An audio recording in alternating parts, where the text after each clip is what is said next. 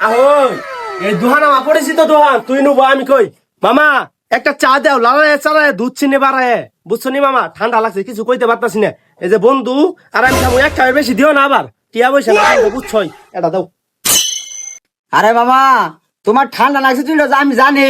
বেড়া এনুকে না ই দুধ চা খাইলে হবো এনু খানা রং চা ও আর তোমার বন্ধুর নাই ও সমস্যা নাই ওটা আমি বুঝি বেড়া তোমরা তো প্রতিদিন এগুলো ভাগ করে খাও। বেড়া দাঁড়াও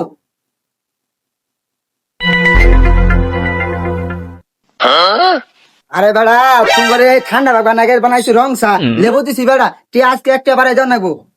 বেড়া ধরো। মামা আনে চা দিলেন বেলা কথা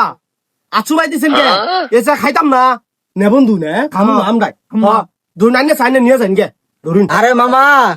আঙ্গুলে মাথা তেলে সমস্যা হয়েছে বুঝছো ডাক্তার কইছে গরম জিনিস সময় চুবাই চুবা ওইখানে একটু চুবাই দিছিলাম তাই কি আছে খাওয়ালাও।